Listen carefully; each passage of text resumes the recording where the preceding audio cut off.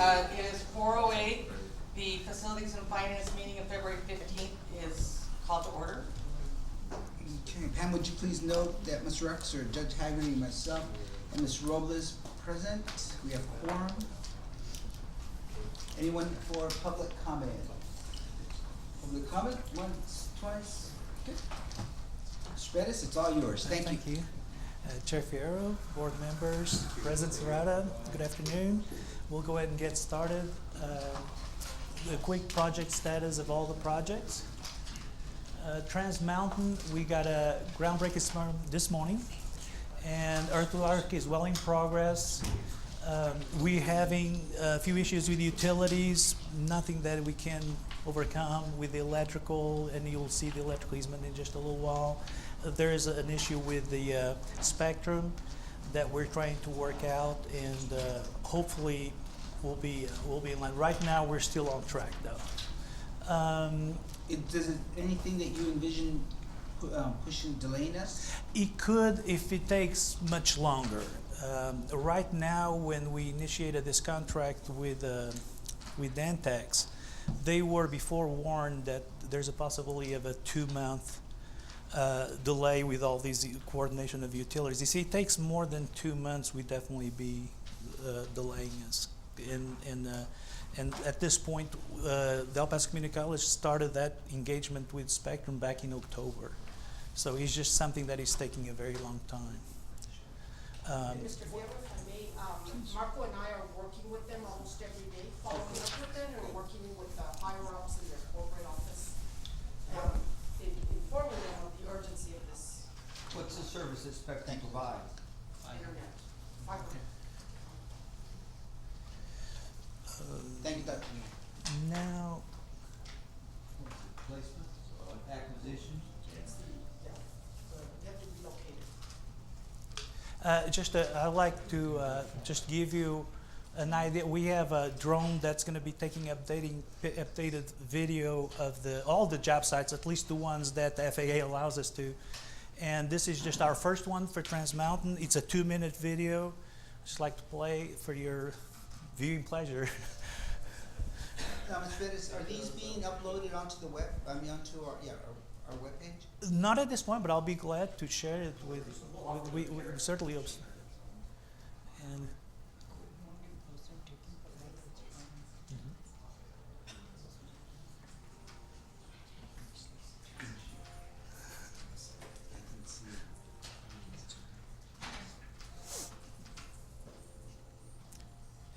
as you can tell, they've already come much further than where they were here. This is earlier in February.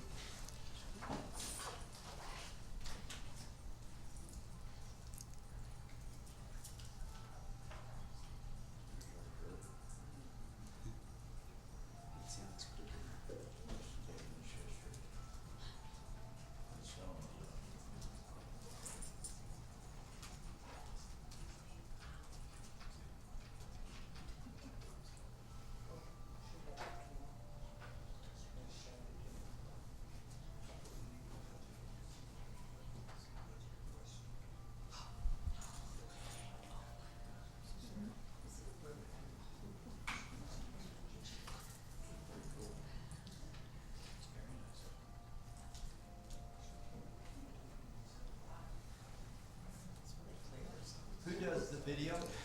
ECM? Okay, so it's your own drone, Yes, sir. so it doesn't cost us anything? No, sir. Well, I did ask that question. Yeah. It costs a lot. I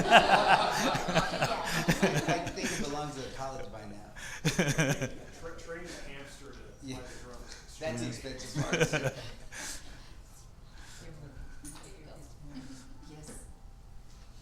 And we'll be doing this every month with Every all the month? projects. Yes, sir.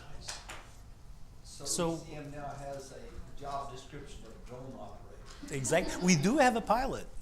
You need a pilot for this, so we do have a certified Is he pilot. expensive? For you, no. Not him?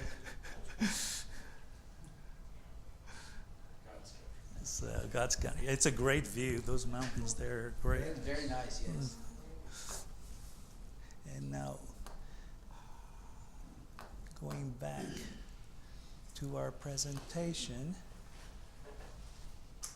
Oh, no, that's not it. Wrong one. Where was I? It should be in here somewhere. No, it's not there. I think this is it. Yeah. Okay. So, going back where I was. So this is Trans Mountain.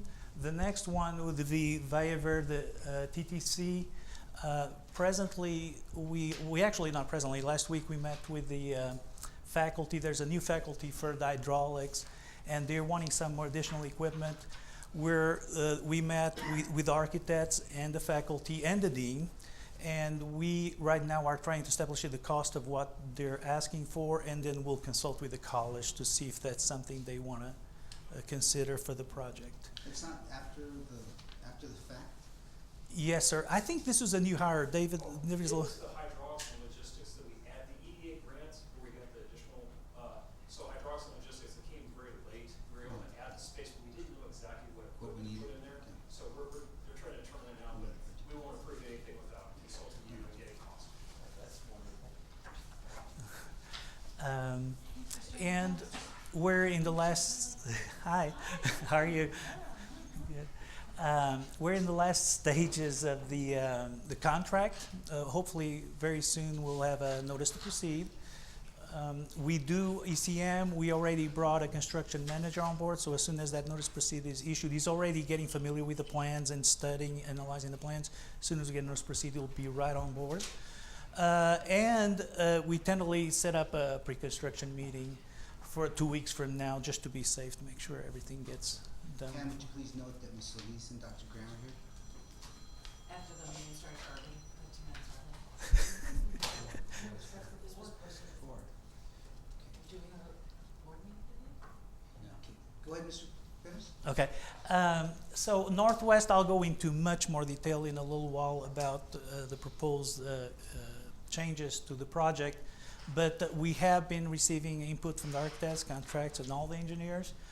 We sat down with Dean Tena last week and went over, actually it was almost a 4-hour meeting, and I'll spare you all the details, but we had a very long meeting with her, and she understood what the issues were, and we basically went through every single one of the items we're proposing, with the exception of the 2 she was actually okay with.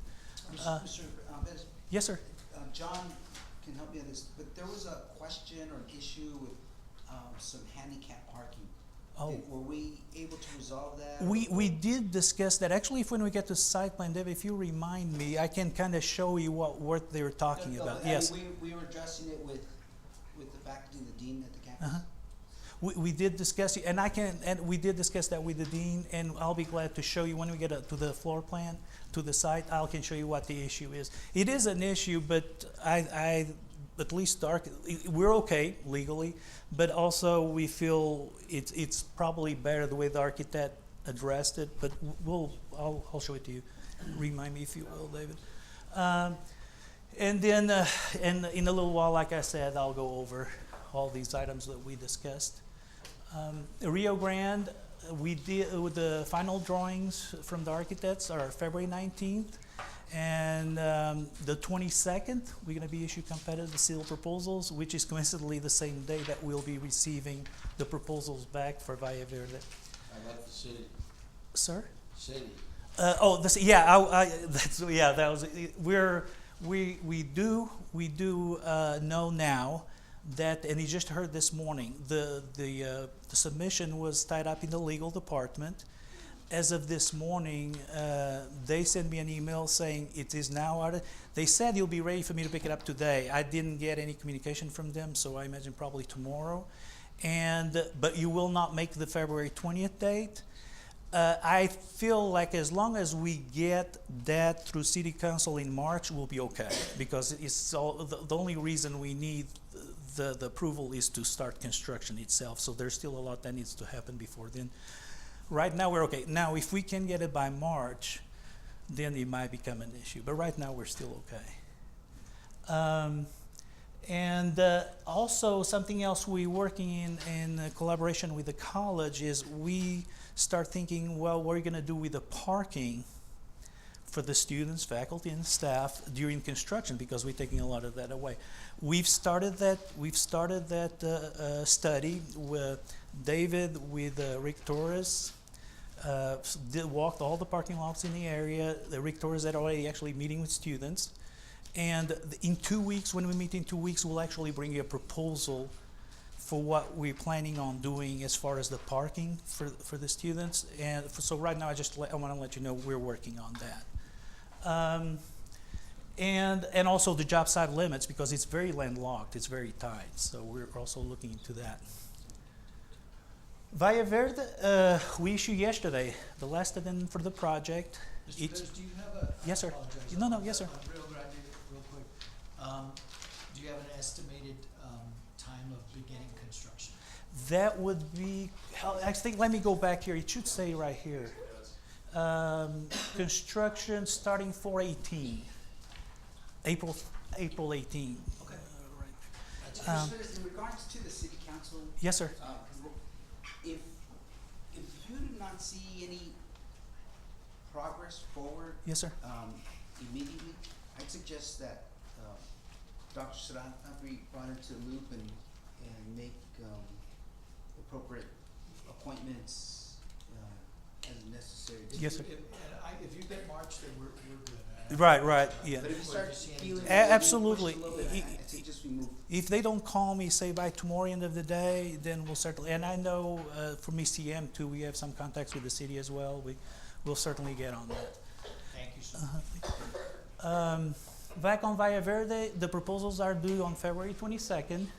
And we'll still, now that we got this addendum out, we're gonna start working on the meeting with the staff and the committee as far as, and the students. We wanna involve the students as well, as far as getting the choices for furniture and color selection.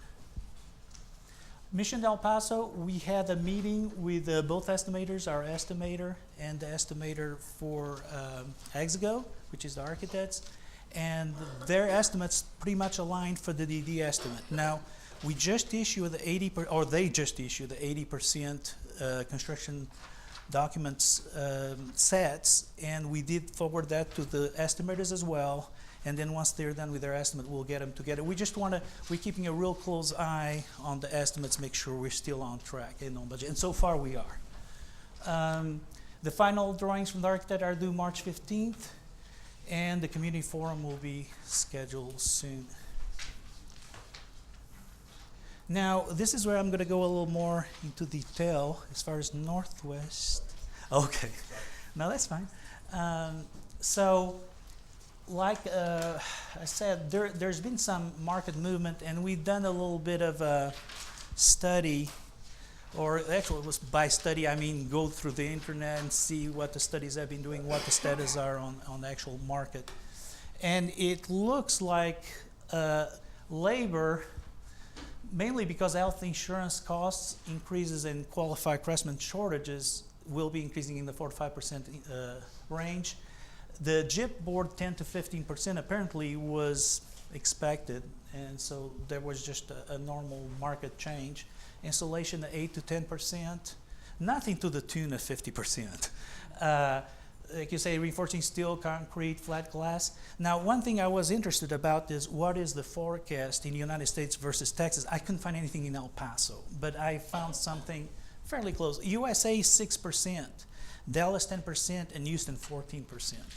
So obviously Texas is being affected more than any other state. But I thought this was some interesting information to share with you. Yes, sir. Those 6-10%, is that for project as a whole, This is for the for the construction. for the construction? Yes, sir. And so, but we don't have an equivalent percentage for these are just parts of the construction, but we don't have a percentage increase for the construction as a whole. Construction is always be these numbers here. For us. Oh, for us, for El Paso, we don't. For El Paso, we don't. That's why I went ahead and searched at least for Dallas and Houston to get at least a little bit of an idea, because it is out there that Texas is one of the states that's being affected the most as far as construction costs. Okay, now, as I told you, we met with Dr. Tena, and we went through all, I would say less than 100, but quite a few items. And she was in general okay with all of them. I'm just going to give you a quick, obviously I don't want to tie it up the whole time with each one of them, but just kind of give you an overall feeling, particularly as it stands from the outside and what's being shown before and what will probably look like. So this is what you used to see. This is what y'all approved. This is after the discussions. This is more like what the building looked like. And so I'm going to kind of try to point out the main differences. As you can tell, here the canopies would be smaller. See the size? These eyebrows here for the windows would go away. That metal roof would go away. The obelisk obviously disappear. The drive would be just concrete instead of this elaborate design. The retaining walls will be simplified. I mean, they're still there, but they don't have kind of this serpentine look that obviously adds to the cost. That connector down there to the existing buildings is now gone. And so in general, and let me show you from the other side too, because there's some changes on this side. And maybe here we can actually discuss that accessibility issue. So this is what y'all approved. This is what it will look like. And if we take those cuts, and that obviously is, let me go back here, it'd probably be easier this way. As you can tell, the stairs kind of expand a little out, more directional. Here they go straight down. The canopies, again, they're reduced in size. That metal roof over the clerestory windows, there also goes away. You're reducing the square footage? Sir? Not yet. I will get to that. For right now, what we're trying to do, this exercise with the Dean, was what can we do without compromising square footage?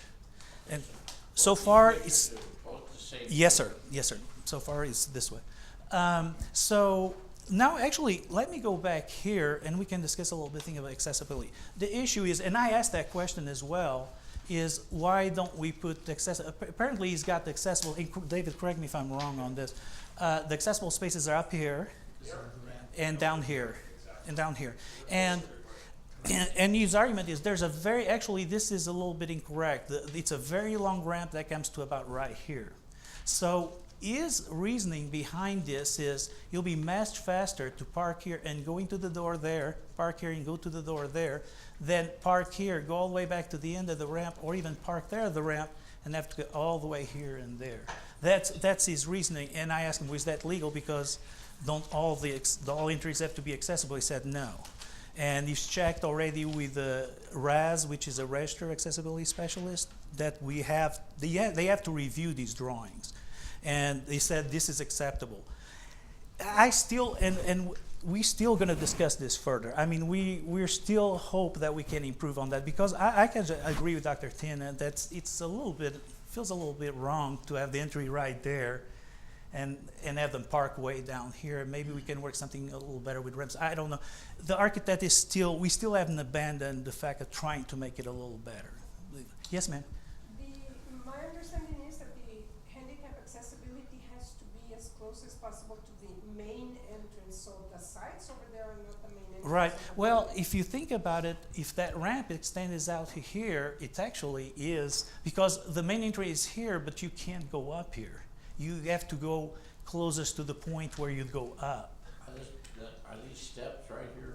These are steps. A step. Yes, sir. Is that a ramp? Yes, and it is here, but it extends very long, and this is the one thing I hope we can work on. Is It's a that ramp on the ADA? side. Yes, right now it's showing coming down to here, but that's not accurate. Once you actually put the numbers on it and calculate it, if you look in the working drawings themselves, they are more like, correct me if I'm wrong, David, they are more like down here, which then would make the parking, oops, sorry about that, which then would make the parking here closest to the entry of the ramp, because that's really how you get to the main entry.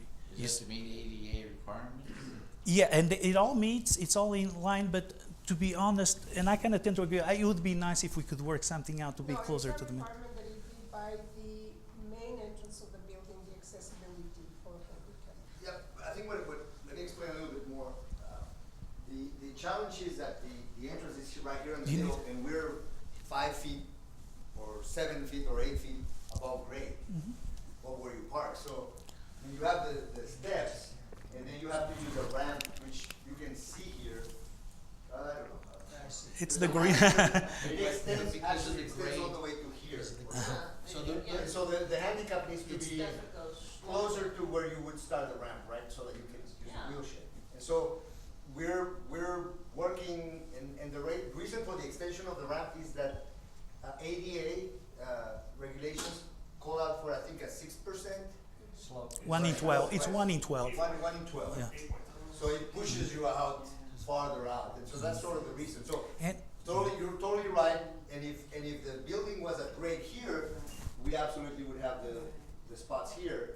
And so it's kind of a difficult site for ADA, but it meets the law right now, and as Paulo said, we're trying to make improvements to make sure that, we're doing everything that can be done. And then the parking spaces cannot be the same as the other, because you have to have for van accessibility. exactly. Correct. And those are designed that way. Otherwise, OCR will come back and make us redo the whole thing. Oh yes, It's gonna cost the actual architectural drawings show properly marked. proper- Yes, ma'am. I mean, obviously this was done early on before you get into all the details, and that's why the ramp is not shown further out. Right. Because this is more of a artist rendition You based just on. need to reposition those big trees that you're gonna put there, don't do away with it.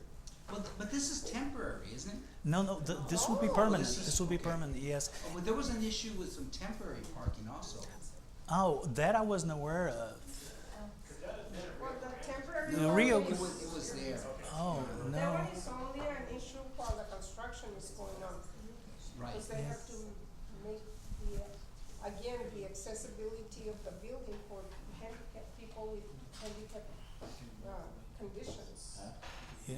And if I can add something to what Mel said, which was a good point, what makes this extend even further is after every 10 to 12 feet, I forget exactly if it's 10 or 12, you have to have a flat area for people to rest. So that extends even further. That's why, although it's not incredible height, but because you have to do all these transitions, it makes it longer and longer.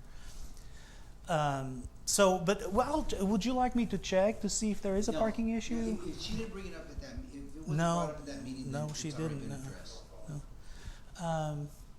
Okay, so now going to the construction budget, just hopefully this will help you kind of grasp the concept where we are on this. These are the proposals received back in January 9th. High Ridge, as y'all know, dropped off. FT James was what did you call it? Incorrect. It was disqualified, yeah. So basically, F3. So what we did, now keep in mind this is the lowest proposal. We actually got the exact numbers these folks had. We got a hold of them. So what we did, we used those numbers, so it's not even an estimate. This is based on hard numbers. It's much better than an estimate because these are the numbers they used at bid. And what we did is, are we going to compare that, how are we doing based to the original budget number, which is 6.1. So obviously we were 3,024,500 over. Now, this is where we start trying to get it back down. We started by doing these cost research items I was telling you earlier about. We were able, by doing that, and again, keep in mind, this is based on actual numbers. I hope so. Yeah, I mean, instead of fake numbers. Pardon? Well, it's better. Instead of speculated numbers. Right. We But gotta know.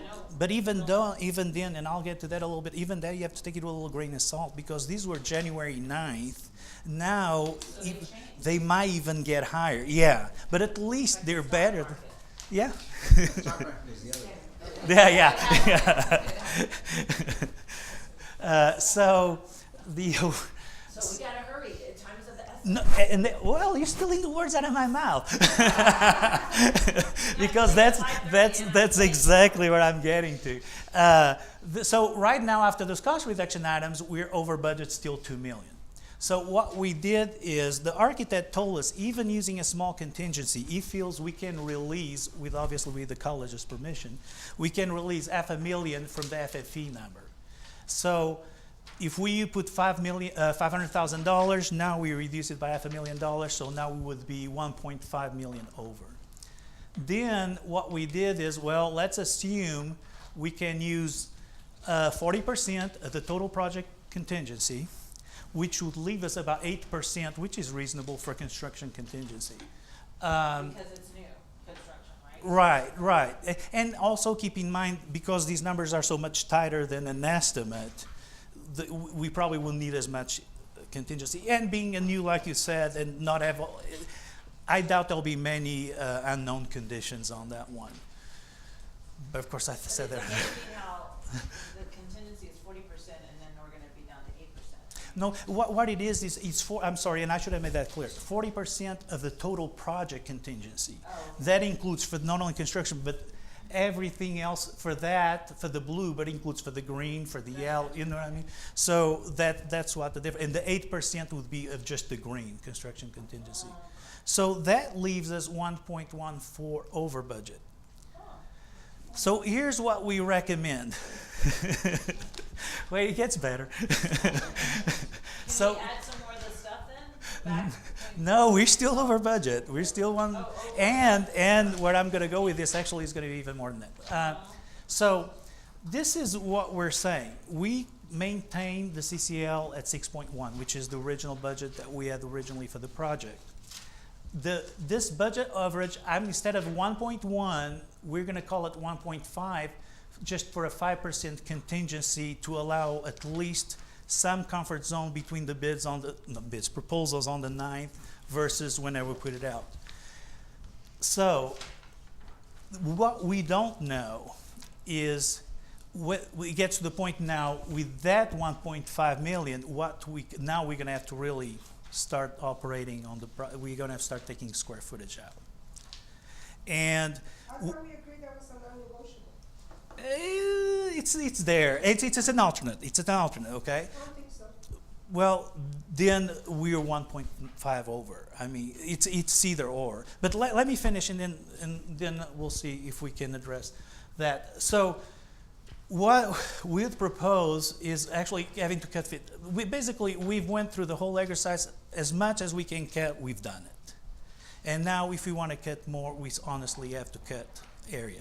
So How about the bathrooms? did I not mention that to you? They're huge. They're huge. I said, can we put some potty potters outside? But I don't think that'll be really good. So, Just joking. all kidding aside. So what we're not sure now is, do we cut from classrooms? Do we cut from faculty offices? Do we cut from the auditorium? Our recommendation is to cut from faculty offices and the auditorium. The dean really rather cut classrooms. So,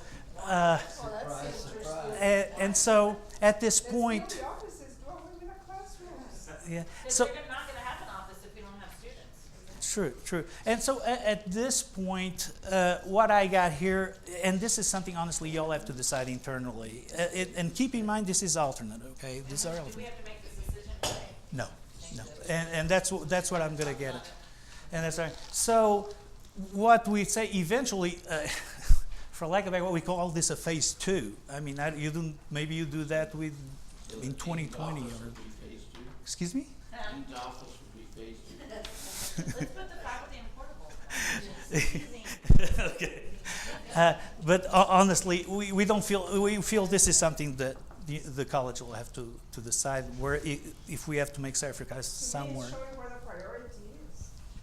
It's still the offices and. Okay, but let's just continue Yeah, and so- we don't have to decide today. No, we And don't. so it's And not done.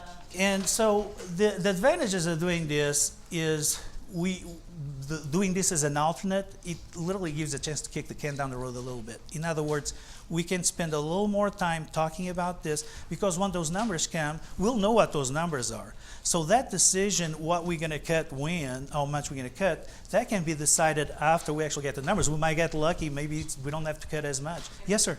Okay, I'm confused. Originally, we had everything there, okay, offices and classroom space. Yes, sir. Now you're opting to cut some of the classroom space and keep the offices, but we still have new construction. Oh. Right? We still have you're still adding lab and. Significant. Yeah, okay, yes, so sir, how yes, sir. much- what is the, you're talking, but I don't see numbers. Yeah. Tell me how much you're reducing in classroom space. So- You're not doing away with it, Well, so that's just it. What we propose is a combination. This area obviously is the low-hanging fruit, this Okay. end. Because if we take it out, then we can, actually, that's a lot we can save in all that built up of the earth, of the dirt. So these, like, okay, could you say, well, like for example, I'm just giving you an example, a combination, and don't take that to the bank, but a combination, say, of the faculty offices, the auditorium, and maybe one classroom here. That very likely will get us to 1.5 million. But what we could do is keep that and take maybe these 2 classrooms and maybe a couple of these here. Maybe they'll get us to 1.5. We don't want How many to. classrooms does that leave us with? that's the point. Yes. Yeah, and right now we have 10, 11, 12, 15, 16. That's I think I thought you had Okay. at least 12 classrooms. There's 1, 2, 3, 4. Biology labs, you wouldn't touch it all. right. 3, right. And then here we have 10, and then you have 2 and 13. 13 just here plus the biology. Can you tell us what's the square footage on what you highlighted as a proposal, not a I- vision thing? I honestly don't know Go back. That's good. See if you can go back and. off the top of my head. Okay. Here we go. Here, Okay, right yeah. Here. Okay. Yeah, these will stay. The biology. Biology labs down here. Classrooms, So 1, 2, one, two- 5, 6, 7, 8, 9, 10, 11, 12, 13, just like you thought, it's 13. Yeah. There's some multi-purpose in the middle that we keep also. So really, we were talking, you're gonna retain 12, even with this cutoff, you're retaining all 12 classrooms. We put a very large computer classroom on the end there next to the flex forum, and the biology labs at the prep. And we know that biology is so important to the. Right. Where We should left. we put the faculty? Good question. Yeah, We- that's, yeah. but this one cuts out the faculty. Yeah. You know, Okay, so I don't there's think the it's alternate, acceptable. okay? If we're gonna keep the faculty, what else do we have to cut? We have to cut more classrooms. So this one, for example, assumes 1.5 million. You take this one classroom, you take the auditorium out, and you take all the faculty office 1.5. We can do any kind of combination. We don't want to take out the faculty. Correct. We got it, Okay. okay. If we So- can, so actually, the I point have. is that- So the point is Uh-huh. that how many new classrooms can we get at minimum, okay? And then we will, let's stage that versus a growth pattern for the Northwest. Okay, I know. We may not need all the classrooms in the Right. next 3 years. Right. Okay, but we need the faculty space. Okay, and Give us a plan. And that's what, but we need to know exactly what the importance is. I can tell you, for example, that if you take these 5 out, it's $100,000. The classroom square footage, it's not as expensive as the other. But I think what John is saying is, that let's not sit here and take this out and that out without seeing what the projection's gonna be. Uh-huh. Maybe we can afford to get rid of 2 or postpone 2 or 3 of the classrooms until the next phase and keep the The faculty, yes, and we, But I guess, and I know this is just an exercise on, we could do this, we could do that, but John is saying, I think, if I understand, Yeah. John's suggesting we put some sort of data behind it. sure. You know, what's the projection look like, then we can see. Yeah, well, what we could do, and you'll see exactly what recognition is. Or even better yet, why can't we just ask Josette, do we have extra $1 million? No. Okay, all right, I just want Yeah. to make sure. You know, to me, we hired you all to figure this out long before we got into the number, the amount, and all that. I mean, the company was hired because we are not experts in the construction business. Then you came back and said, oh, the responses of the RFPs are too high, now we gotta go back. Oh, now we gotta cut this, now we're having to cut classrooms or cut offices, you know? This is something you all should have anticipated way at the beginning, not now. You all are in the business, you should have had those figures up front with those possibilities already included. Because now you're bringing us back a product that's way less than what we all agreed on. You've had all these meetings with the faculty, with everybody, the deans, and we have taken months and months and months to come to an agreement of what we wanted and how much it was gonna cost. Now we're having to go back and start practically from scratch one, because we're gonna have to go away with this. That's unfair, because it's unfair that we have to give up classrooms or staff offices. This is something you all should be accountable for. This is what we paid you to do, to figure it out at the beginning, so we would anticipate that financial cost. So this is, Do you to me, wanna this answer is not that, or- acceptable, that you're coming back with, oh, well, it's because there's too much construction in El Paso, and because the material went up, You should have had those facts up front. All right, well, it is what it is. I mean, I have no response. We did our best. We tried to anticipate as much as we could. I and- Well, don't we think did you guys our are best. giving We anything hired up. you You're all. just saying And doing it too I fast. understand. Is that what you're saying? I'm sorry, I didn't hear. We're not gonna give anything up, we're just gonna do it in two phases. What I'm trying to say, what we're trying to do today is to get your pulse as to what is, we knew already from Ms. Josette that there was no additional monies. We had had that discussion at least, I believe. So there's no $1.5 million where we're short. So the question is, could we phase this a certain way so that when the monies are collected somehow through bonds or through some other means, the second phase could be done? By then, it's gonna cost 2 or 3 times as much by your own admission that because everything is going up. So Not if we necessarily. do phase 2, Things later on. You're go only up, talking things 2 go up years, and things right? go down, obviously through market conditions. And so things could probably not go down, but not necessarily go up twice as much in, say, 5 years when all the construction recedes in El Paso. But so I guess what we're trying to do is, we were trying to find out if there is a feel from the board as to whether we concentrate on classrooms or concentrate on faculty offices or a combination of, and we absolutely could come back to you in 2 weeks with 2 or 3 options of whatever direction you give us. And again, the project, we still have 3 projects to bid. And those projects, there's no guarantees in the business. We cannot guarantee because we're not building it. We're not putting our money to build it. I hope that is something that nobody can guarantee until you bid it and you get prices and you get a contract actually. And so the indication, I think you were going to go into that point, is everybody's telling us you got to bid this project right now, Yeah. as soon as possible, because again, EPISD is coming right behind us. Obviously, Socorro Independent School District is coming right behind us, and this is a business of demand and offer. Supply and demand. Supply and demand. So when you have a lot of demand, there's less supply and the prices go up.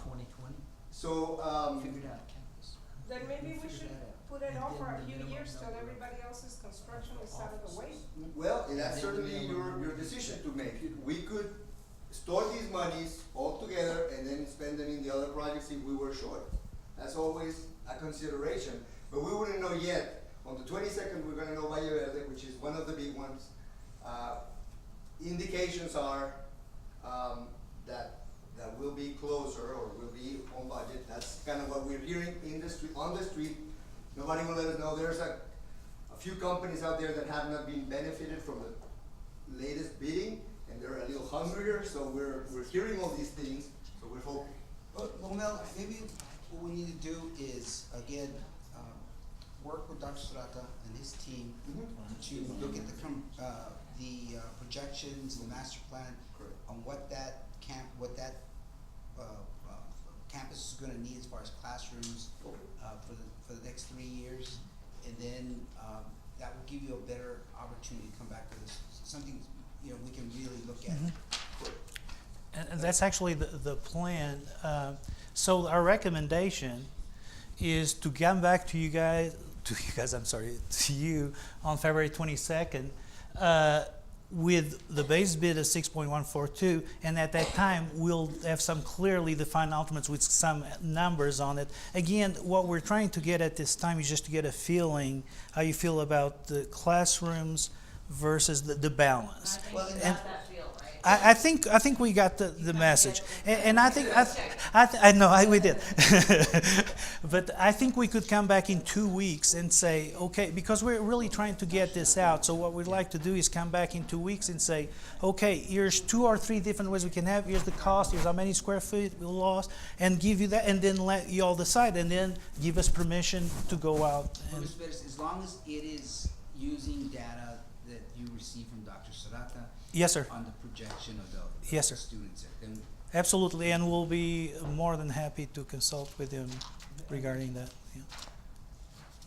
So at this point, we're really not asking for anything. We're just kind of letting you know more or less this is what our approach.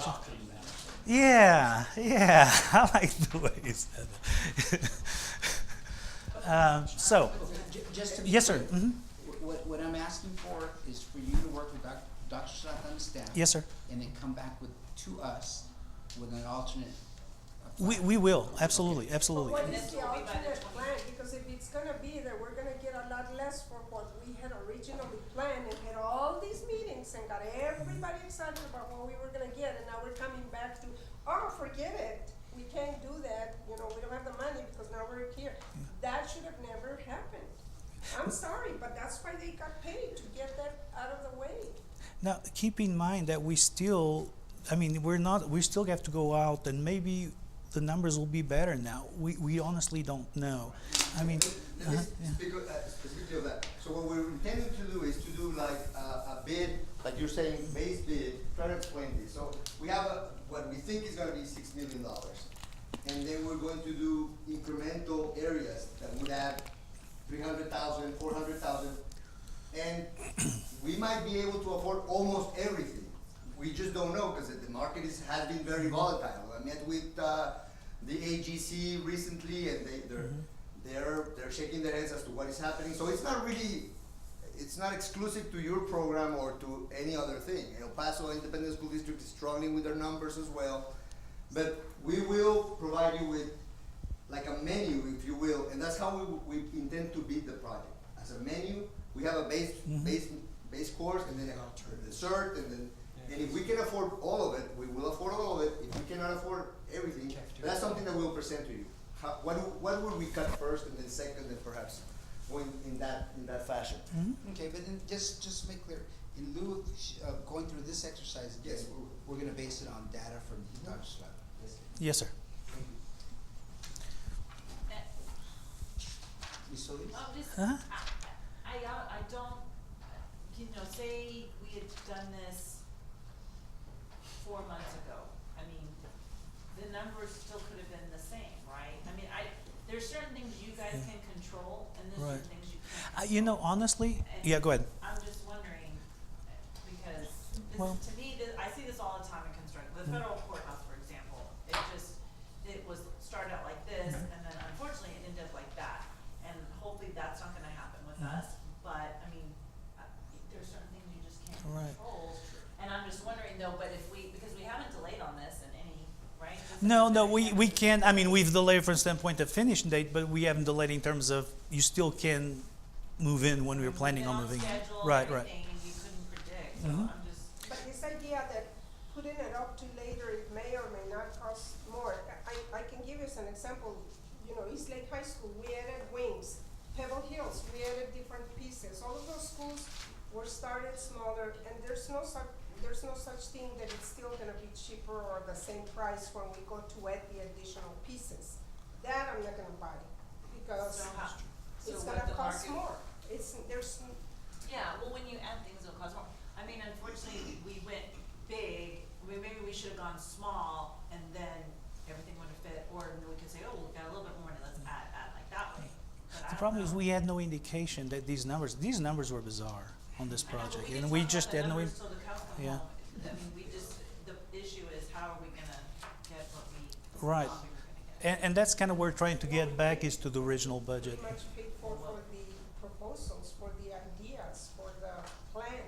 Right, but they With a can't, they don't certain control budget. those people that are bidding them, Yeah. they just don't, so. And that's my point, that they should have anticipated that this might have happened. And Well, then- I just don't buy this that we didn't know. I'm No, sorry, again- you're the consultant, you should have known. Just wanna we have done or due diligence, we have contingency numbers for every project. And under normal situations, those contingency numbers cover for the spread, if you will. What's a normal situation?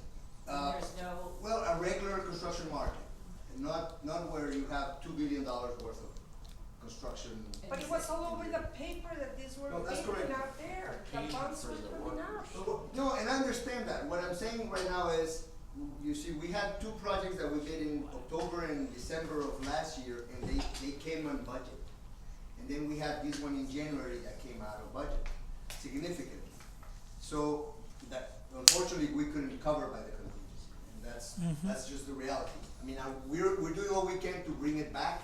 We already cut about $1 million worth in just, eye candy, if you will, you know, Finishes. some finishes like he's showing you, on those pictures, and that's, again, I was gonna go here because my point on this is, these numbers is usually what's expected, the 2, 3, 3, 4%, this is usually what the normal, inflation type, that's way out of the median, that's way out.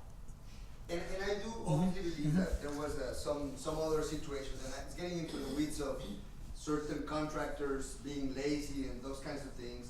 We're addressing the fact that we're adding a little bit more value to the price of the project in the selection criteria as well, to address, you know, people really sharpening their pencils. So we're doing everything that the industry calls for to be able to get these projects into the budget.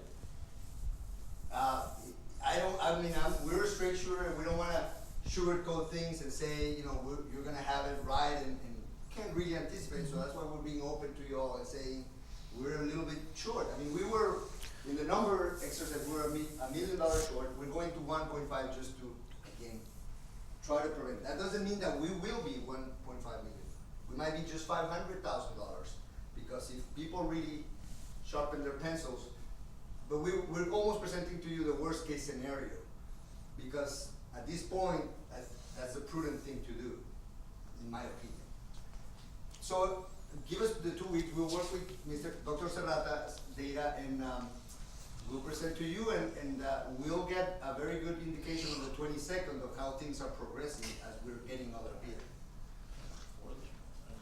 But I think your approach is maybe in the right direction, but it needs to be a lot more aggressive, because not take for granted that the board's just gonna, you know, say, oh yeah, let's reduce what we wanted and we're gonna pay more for what we're gonna get. That's not a good practice. Well, you know what we wanted, and you know how much it was quoted and all that, and push to get that, because that's what should be delivered. That's not the market, you're competing, I don't think you're getting the concept here.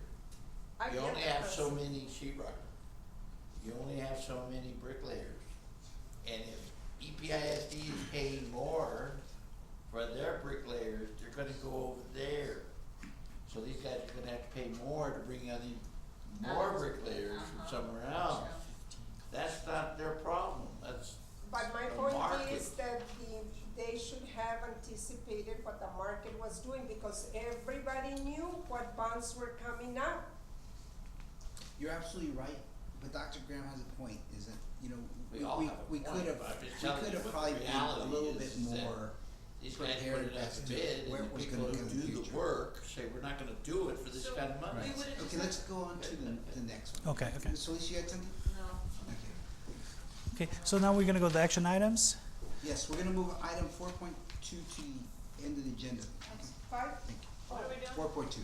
Because we had, Ms. Shaughnessy there on the budget. Okay. So action item 5.1, we received not proposals, a statement of qualifications from 6 materials testing firms. They were ranked from 1 to 6. The committee, as a group, really determined that all 6 firms were very good. They're all local, and there were just some minor that made some rank a little higher than others, but overall, they all felt they were all good firms. As such, the recommendation based on the estimated contract award was to award, like for example, Intertech was ranked number 1, give them the biggest contract. Rank number 2, give them the second biggest estimated contract, and so on. So this was the recommendation from the committee. So you ran this by Mr. Gallardo? Oh, he was there, absolutely. Yeah, absolutely. As long as you bless him. Absolutely. So the action item is for the board to direct the president to grant authorize ECM and El Paso Community College staff to begin negotiation with the 6 firms. I make a motion? Second. Okay. Any questions? All in favor? Aye. Opposed? Okay, thank you. So action item 5.2, utility easement request from the El Paso Electric Company. Right now, this is very similar to what we brought earlier in the year about Valle Verde. What's that, the same one? CTT. No, this one's actually different. This is for Trans Mountain. That's where the addition is there, and there's a existing power line, marked in red, that they're gonna need to tap into, but we need the easement to be able to take these to the transformers. So this, basically what they're proposing is they need a 10-foot wide easement just to run the lines, and then where there's pad mount transformers, they're asking for, obviously bigger because they gotta put the transformers there. They're asking for 12 by 18 is a very standard request. We highly recommend it, obviously. And the action item is to grant the proposed easement.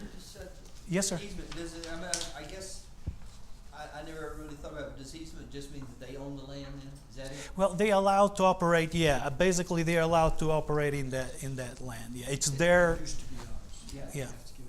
But, okay, but where does the liability go? If something happens and the transformer blows up, Puts up on top of it, you're gonna need to move it. I'm just, transformer still belong to them, so. the personal liability and all that sort of goes with the original structure, but their equipment, their liability. Okay. So if something happens, then we're liable, but it's their Not necessarily. equipment? It's, what you do is get two lawyers to Well, there's no argue. segment. That's the truth. If something happens, everybody is. Yeah, that's true. Okay, I make a motion to direct the president to grant the proposed easement and to direct ECM and EPCC staff to take the necessary steps to have the easement formally recorded. Second. Any other questions? Yes, ma'am. Is there anything that we have there now on the area that's gonna be approved as easement?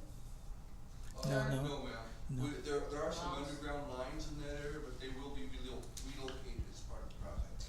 And here's another question, just, I'm dying to ask this. Sure. Just- We don't have a choice, do we? I mean, No. Not really. We do, but we'll be candlelit classrooms. We have a motion and second. Daylight only. All in favor? Any opposed? Motion passes. They take our land and then charge us rate increases and pass away. Okay, item 5.3. Three. We had a board member that was approached with this question. And, I thought it would be very appropriate for us to officially, discuss it, consider it, and just vote and move forward. And now we've formally, officially addressed it once and for all. Yes, sir. Go ahead, Mr. So, one of the questions was, what about the impact on traffic flow? And nobody from the Sunset Heights Neighborhood Improvement Association is here? No. You don't belong to that association? No, I don't live in there. I'm not, Oh, you I'm not actually- in- No, I'm current. I'm sorry. So, but I just, Sure. we Didn't were mean to discussing. insult your neighbor. Did you want to see something? Yeah, honestly, I spoke to Cito twice. The whole idea, even the parking garage floor, I've talked to him twice about that, and he understood it. So I think Okay. at this I'm just point, saying, there's, just for the yeah, record, he did. He was. But let me go, if you allow me to go through the motions, at least show you what their concerns are and say, basically what I'll show you is their concerns are slightly unfunded.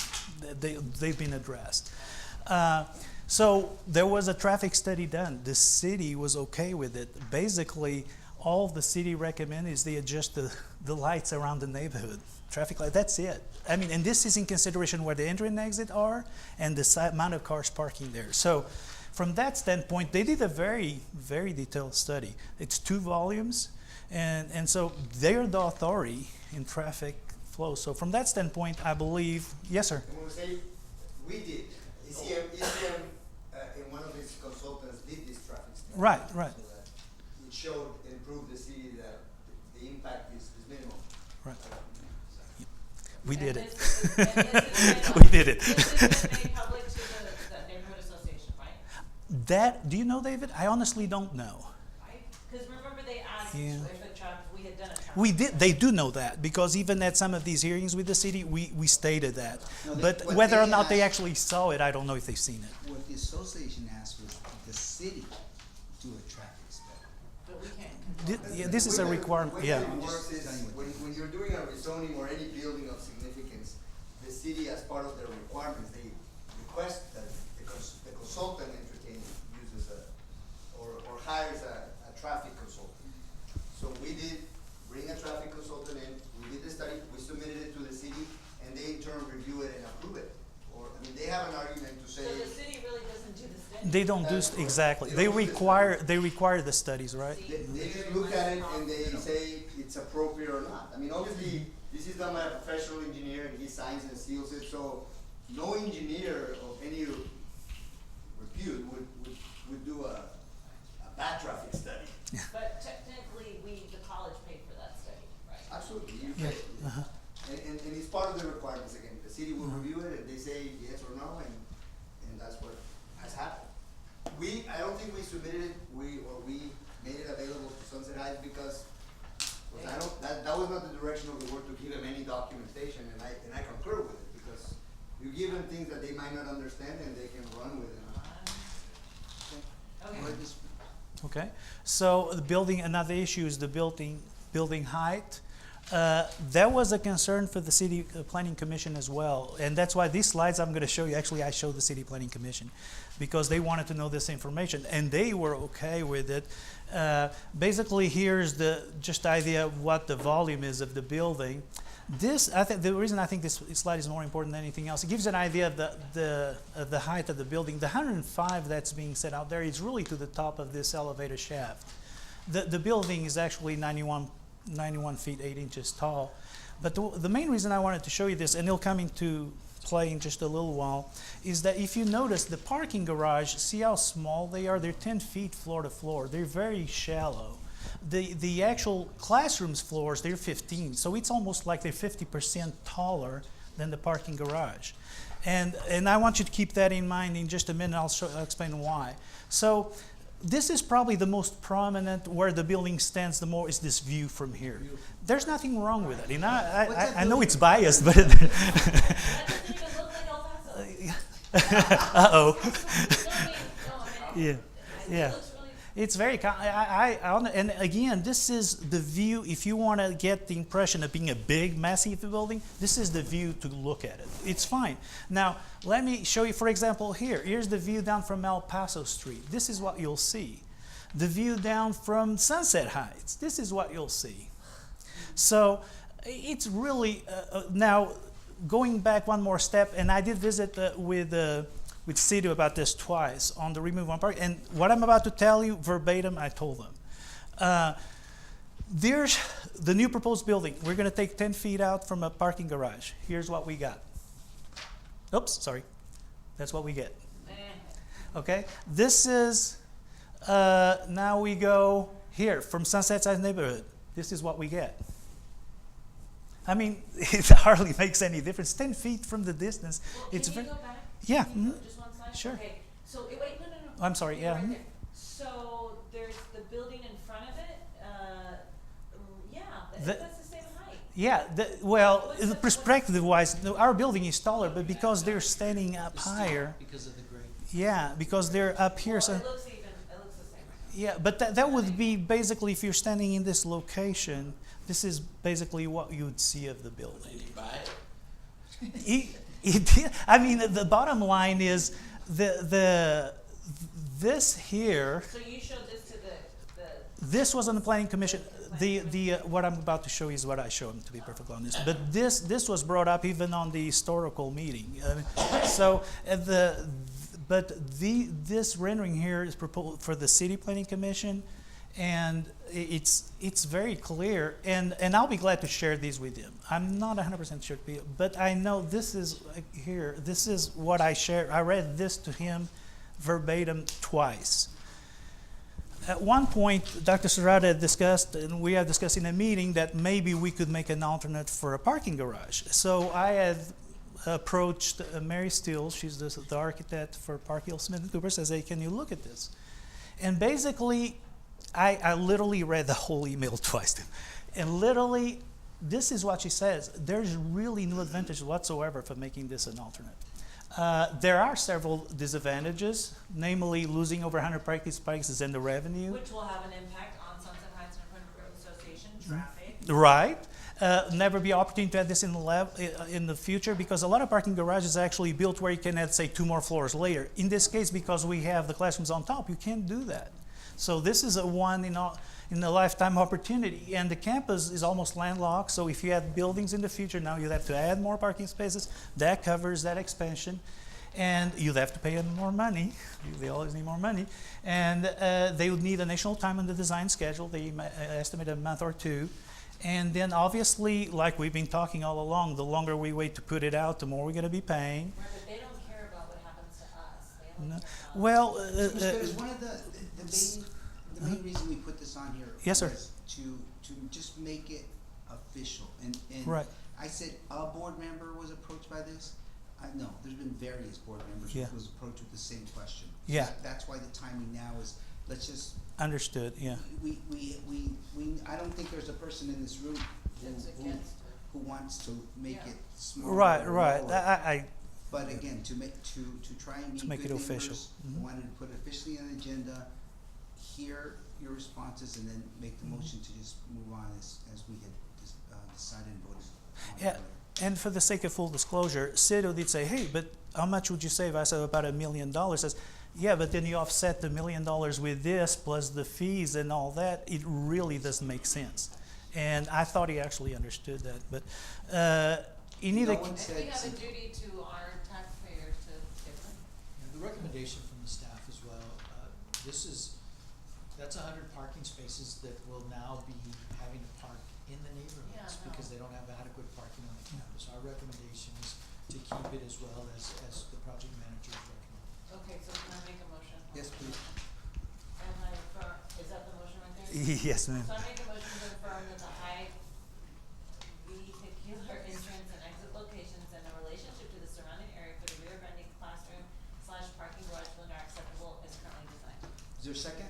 Second. Any other questions, comments? Okay, Thank you.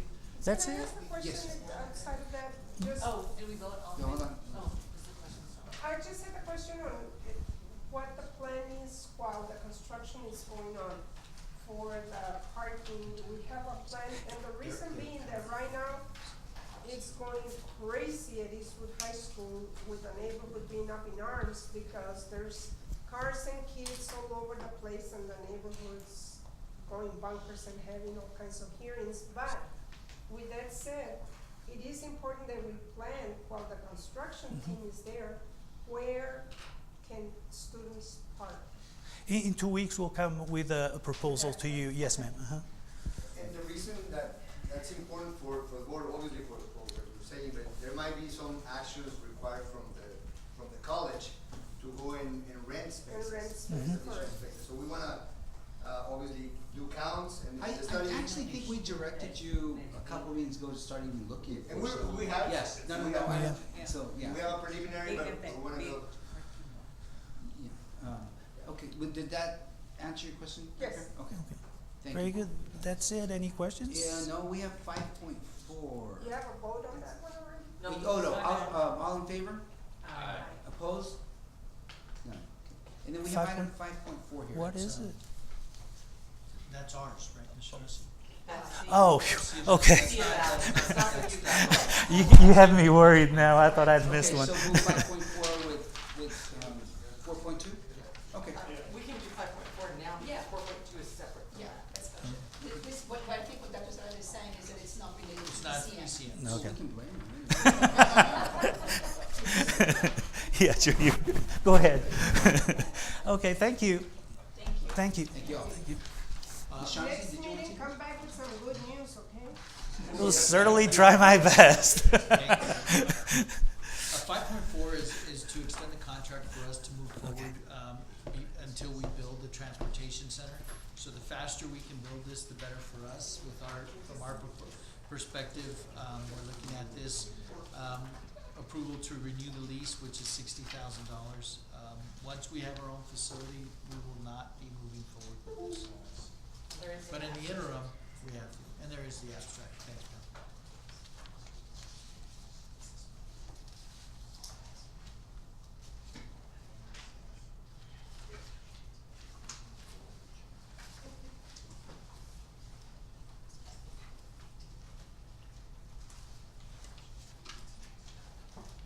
Okay, is there a motion to approve? So moved, Mr. Chair. Second, any questions? Thank you. Who was the second? The chair. Myself. Alright, all in favor? Aye. Opposed? Motion passes. Pam, would you please note that Judge Hagley Thank you. stepped out of the room? Take it out. Was there an option that if we had the facility, we would have to continue?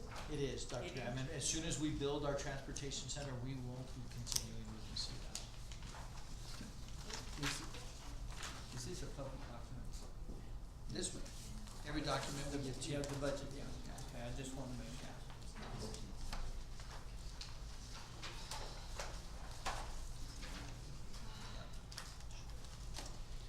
All right, Ms. Chauncey, you take your time, cause we're here for you and only. Oh, wait, we're gonna take a 5-minute break. The time is 5:22 PM. Mr. Fierro would like us to reconvene at this time. Thank you, Pam. You're welcome. Ms. Chauncey, it's all yours. Chair, let me let you know that, the board and the college are hosting an event at 13:09 that begins in 8 minutes. So I may leave you in the capable hands of Ms. Shaughnessy. Absolutely. To start that event in particular, since Ms. Nahara was the point person, and she obviously has personal items to attend to. So, good evening, Dr. Serrata, Mr. Fierro, members of the board. My colleague is here that just can hardly wait to see this presentation. So, really quickly, so that just a brief review of the budget development process, I can just skim over that because you already have heard that, and talk about the proposal of the 2-year tuition rate plan. If you recall last time, I've been signaled. There we go. Okay, very good. Last time we had proposed some scenarios. Recall that we were going to go to the Tuition and Fees Committee, which we already have done, and presented different scenarios of tuition increase for the next 2 years. And Mr. Fierro had asked, can we see a scenario of $8 and $10 per credit hour increase? So I have incorporated into this presentation. And then we're going to review the budget strategies for fiscal years 18-19 and 19-20, which is a little bit more, involved. When I show the numbers, I'm going to walk you through here our thinking and the proposal in terms of tuition increase, and then our next steps. So this has not changed from the last presentation. Our revenue projections for 17-18 is going to be the basis to fund our budget next year, because we don't have additional funding. The taxes, if we don't raise taxes, the only increase in tax revenue is going to be new property that I'm going to show in a little while, but everything else has stayed the same. This is going to move. It's a moving target because this is also based on current enrollment. So if we have an increase in enrollment because we're going to have a summer Pell award, or if we have a decrease in enrollment, it's not really taken into consideration here. So really your starting point here in total revenues to fund your budget for next year is $138,918,964. About $300,000 over what we're currently using to fund our current budget. Okay, you with me on that? Mm-hmm. Yes. Okay, so this is also the expenditure budget. So here this is shown to you by executive level. This is actually the starting point for Ms. Teyes and her staff to look at our budget for next year. So this is currently the adopted budget of $138,619,211 allocated by executive level. And this is going to move because what's happening during the budget development process, Ms. Tellez is going to be getting all the requests from the different areas, and then she's going to compile the budget. It's also going to take into consideration any position that have become vacant during the fiscal year, any position that have been refilled during the fiscal year. And so that 138.6 million is going to change. That is not going to stay the same. And if anything, it's going to go down. And in the past, we always have a difference about $300,000 to $500,000 between the rollover budget and what the actual budget we're going to roll forward. So just keep those numbers in mind because they are going to be used in our scenarios. We already talked about the strategic planning, going forward, so I won't necessarily repeat that. The biggie here is the impact of the GASB 75. So how do we prepare for that? We still do not know what the impact is going to be. Recall that GASB 68, when we had to book the unfunded liability for retirement, was $22 million hit on our fund balance. We've been told that this could be just as large. The thing is, right now, we don't know. We don't know how much. Well, we're going to a CFO meeting at the end of February, and we're going to be asking ERS, do you have a number? And they really not, we try to look for the number, and they've told us, don't use what's online because it's not really accurate, and we're still working on things. And so they still have not determined what that number is going to be and how it's going to be allocated to each one, to each community colleges. So earlier, when I was asked, is there any money to fund that 1.5 million cost overrun, this is a biggie right there. This is why. Because if it wouldn't be for this, I would say, sure, we'll have an extra 1.5 million. But honestly, at this point, I can't just say, yes, let's count on it. We can't because we don't know what this is going to be. And do they know that it right now not giving us a number impacts us right now in our budget? They know, but I don't think they're too worried. ERS, TRS, they kind of live in their own world, and I think they are dealing with huge calculations at their level. Yes, sir. What is ERS? Employee retirement system. Okay. And TRS is a teacher retirement system. Did I say that correctly? ERS? Okay, so it includes staff as well as faculty. Yes. Is it staff only, or is it's not? Everyone. Okay, so is TRS a part of ERS then? Separate system. TRS deals strictly with teachers' retirement system, the retirement benefits. ERS is for benefits. It's for health insurance, those kind of benefits. So that's your health insurance or the. So our faculty would actually be drawing from both. Yes, sir. Okay. Oh, it affects everyone. Okay, I get it then. And of course, it's all higher education, state agencies that are part of the system.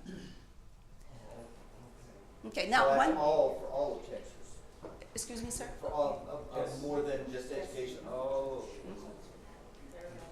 So the other thing we need to consider is we're going to have additional requests from the different various executive levels, and that has to be vetted for critical needs. So we may get additional requests from the executive levels that add up to, let's say, $4 million, but bottom line, we can only afford $500,000. So it has to be vetted for critical needs. Additional overhead costs, such as your benefits, your utilities, your insurance, and your appraisal fees. Those that we don't have any control over that, other than just not filling our positions. We do have some control, but at the same time, obviously, you don't fill your positions, you're going to have a reduction in services. Operating budget for new facilities. So as you've seen earlier, you're going to have some facilities that are going to come online in 18-19.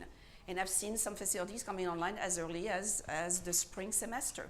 So we are going to be actively involved in formulating that budget, whether it is a budget that we can reallocate internally, but if we have additional enrollment, we may have to add additional faculty. So the planning is going on. Mr. Smith and his team are working on it. And of course, Mr. Lobato is also the charge of working on how much additional utility, additional custodial services. That really is an uncontrollable cost because you cannot move, obviously, your cost from one building to the next. This is additional facilities. The staff is a little bit more flexible, but when it comes down to your overhead costs, you don't have any flexibility at all. So we have to, even if the facilities are not occupied or there is no enrollment yet until, let's say, the summer semester or the fall semester of 19, we still have to plan for the maintenance of those buildings. So your electricity, your custodial, we want to make sure they are maintained. Does that make sense? And then salary enhancement for employees. You know, every budget year, this is something that we have to consider. So you already have this information. The only thing that I wanted to add, that I added to this slide here, is we are considering increasing the vehicle registration. This has been a request from Chief Ramirez, and part of it is because we truly need to allocate more money for parking lot security and renovation. And so we're still working on that, formulating that request that we will be presenting to the Tuition and Fees Committee next Monday. Okay, so you've seen, you saw this, these type of scenarios last time. The one thing we did add is scenarios for $8 and $10 increase for resident students, which translated into applying the same percentage increase, translated into $14 and $18 for non-resident students. And if you notice, the percentage increase is roughly the same. So as an example, for $8 for a percentage increase for resident, it would be about 8.51%, and then for non-resident, about 8.33%. And it's more or less the same thing for the increase for $10, would be about 10.64% or 10.71% for non-resident. So we try to keep, try to be equitable for both resident and non-resident students. Now, if you look at your net tuition revenue generated under each one of those scenarios, for $4, we're going to get about $1.6 million. For $6, it would be about $2.4 million. $8 would be about $3.2 million, and then $10 about $4 million. So you get an idea here how much revenue we're going to generate, and of course that's going to be for a period of 2 years. Yes, sir. So we raised it $14 to cover that 1.5 million for Northwest. Yes, sir. This is based on current enrollment, right? Yes, sir. Well, this is based on the current, this really does not, that is correct. It is based on current enrollment. Tuition is, yeah, correct. That's right. And that's net. So it's net of exemptions, it's net of any kind of. I know it's not part of the budget, but just somewhere along the line, I'd like to ask the question, just to, hey, what is UTEP charging per hour? And also, what are the for-profits, particularly Western Tech and Southwest, for those, just so that Sure. when we're talking, we have those little cards that Dr. Strauss gave in, just so we can talk to somebody who said, yeah, okay, yeah, but look at what, let's talk about, comparative value, just, so somewhere along the line. Absolutely, and so I do have the slide that shows what UTEP is charging for 12 credit hours.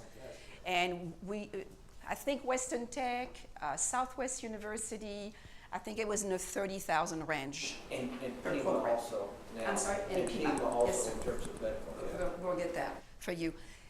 In just a minute, I'm going to show you a chart about tuition rates among the top community colleges along with the border community colleges, and I'm going to explain to you there is some hidden fees that I'm not going to be showing on, that's not showing on that tuition rate that we ourselves do not charge. And so I'm going to kind of cover that in just a minute. So now, the net tuition revenue generated, obviously, this is what's going to be, I'm going to show you how we can use that in terms of funding the budget. So here, now if you'll bear with me, I have 2 slides here that have a lot of numbers, and they all mean something. And using the different tuition increase scenarios or models, wanting to show you where you would be for fiscal year 18-19, and then potentially for 19-20. So remember, this tuition rate increase recommendation is based on a 2-year cycle. So in other words, it would be effective fall of 18, go through 19, will be still in effect for fall of 19 through then summer of 2020, okay? So here what you have is a lot of columns and a lot of rows, okay? So here you have all your scenarios of what happens if we do no tuition increase, what happens if we do the $4 model, $6, $8, and $10. And then in the rows here, what you see is your total projected revenue. And so this comes from the chart, that the revenue projection that so far, of course it's going to be moving, but so far this is what we're projecting. So it's the same revenue here under each scenario.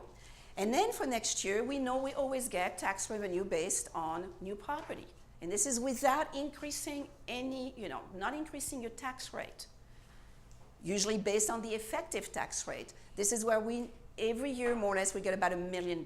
This is fairly accurate because in the past, we're getting 980,000 or $1.1 million. So the 1 million, I think, is a very good number. And then this shows your revenue that is generated under each one of these scenarios, okay? Which means that when you add all these numbers, you're going to get total projected revenue that would be the basis for your budget for 18-19. You cannot approve a budget that is higher than this. If this is going to be the revenue for 18-19 under each one of those scenarios, we cannot approve a budget that is higher than these numbers. Does that make sense? And then we compare to this revenue, say, what is our current rollover budget? If we don't do anything at all, we don't give any salary increases, we don't, and I'm not suggesting that, but if we don't give, okay, I'm not very good about this. So if you do not do anything at all, this is the budget that would roll forward to next year, which is $138.6 million. You compare that to the revenue that we're projecting. Now you look at a preliminary budget surplus of 1.299 under no tuition increase, 2.8 under the $4, so on and so forth. So all the way here to the $10, you have a budget surplus of $5.3 million under the $10 increase scenario. Yes, sir? Just want to point out that our budget revenue has 3 legs, which we have some control, tuition and property tax, you know that. Yes, sir. But we have major exposures to the downside from the state. And so this is at least at very best is realistic. I mean, it's not optimistic. There's every chance we're hearing that if we get any kind of action from the state, they're not going to give as much as we've already used in this. So these numbers could go down. If the state drops us by $1 million, then we only have. Well, for 18-19, we are set. Unless they do something drastically, we are set. Did you see what happened to the market this last week? Now tell me about drastic. Well, I hear you, and I understand because I mean, obviously, the state budget is based on But it will be effective for the second year. It sure will, and that's exactly the reason why we are looking at proposing a tuition increase that's fairly substantial to help us over that hump, because we don't know what's going to happen in 1920. Absolutely. So if you don't look at anything at all, this is any other funding, anything else, this is what we would have a budget surplus. Now, assuming that the president recommends a 3% salary increase, and this is what he's been wanting to do going forward, and the reason why is we want to keep up with the market. We're also in a very tough recruiting market. We're having a hard time recruiting people because bottom line is what is working out there.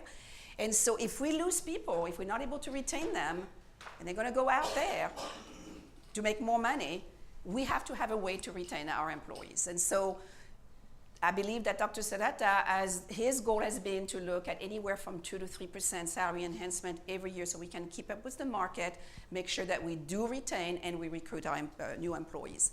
So the estimated cost of a 3% salary increase, figure out about $900 and some thousand per 1%, would cost $2.7 million, and that doesn't include benefits. So under this scenario here, with no tuition increase right there, we are going to be in a deficit of $1.4 million. So that means that it's just not enough we cannot afford that, and I'll explain what this row here is about. So under the $4 scenario, we breaking even, pretty close to breaking even, And then each scenario, obviously, that is an increase in tuition, obviously puts us in a much better position. Now, let's assume that we do no tuition increase. What we currently have in the budget, so in this amount over here, we actually have a reserve of $2.5 million. That right now is just a contingency budget. Remember last year when you approved a a tax increase, we were able to put some money in the reserve. So that 2.5 million comes from that action that you took. We were able to set some money aside. And that's not something we've always done in the past, but in the past probably 5 years, we've been able to put some money aside to kind of help us kind of replenish our budget and being able to grant salary increases and also fund things that need to be funded. So under each one of these scenarios here, I've added a $2.5 million cushion that is available in this budget that we can use. And of course, I mean, each tuition increase represents a whole lot more money under each one of these scenarios, which means that here you can have your net funding available for additional needs, which is your critical needs that would be approved to be funded, your potentially any additional budget for facilities could be covered from this reserve here. So we could probably cover from this line item over here the additional critical needs, and then maybe have a little bit left over. Hopefully at this point we have quite a bit of leftover here for a reserve going forward into the following year. Just so to remind everyone, we're talking about, you just mentioned quite a bit left over to move forward. Correct. That's assuming, like Mr. Axler said, that we don't see a huge surprise from the state. And that's assuming that, so there's a lot of assumptions in there. We're making it, and again, we're not going to make a decision on anything right now. It's just informational. Because we're looking at these numbers, we need to remember that it's a 2-year commitment that we're making, and then hoping that it's enough to cover us. Right. So it's a very simple model. I mean, obviously, it does not take into consideration any decrease in state funding for 18-19, unless again the state cuts us in mid-biennium. They could do that, and it has happened in the past. If they don't do that, we can feel confident, unless we have a drastic decrease in enrollment. Obviously, those numbers would change too. Tax is fairly predictable. Really, we have not had any issue with taxes. It is fairly predictable. We are getting close to the cap, but it is a reappraisal year. So being a reappraisal year, hopefully we're going to widen that gap a little bit more between what the effective tax rate would be and our cap of 15 cents. Now, of course, the other thing that is also looming is a 2.5% tax revenue cap that is proposed by Governor Abbott. And that will be probably decided next legislative session. And so that certainly could hamper our ability to raise taxes. But don't forget, if we're at the cap, we cannot raise taxes anyway, right? So now, now this is going into 1920. So keep in mind here that all these numbers, like for example, this totally projected revenue for 18-19, that is going to be the basis for the following year, okay, under each one of those scenarios, okay? So if I go into 1920, then here I have a little different model. Again, this is under every tuition increase scenario is going to affect, obviously, that model, okay? So total projected revenue enhanced by what we discussed before, additional tax revenue. This is, again, 1920, additional tax revenue, new property, no tax increase, just new property. I'm keeping with the same $1 million. It could be 1.2, it could be 900,000. It just depends how fast we grow in El Paso. And we do have quite a few projects that are ongoing that could affect that $1 million. State funding is unknown. 1920, we don't know what's going to happen. First year of that new biennium. So we could get cut, we could get increased, or we could stay flat. So this is based on flat state funding here. This is based on the tuition increases that you would be approving for 18-19, and this is also based on current enrollment. So we have additional enrollment. That is not in, this is just truly as it's your baseline revenue for right now. So now your projected revenue are jumping by $1 million for each one of those scenarios.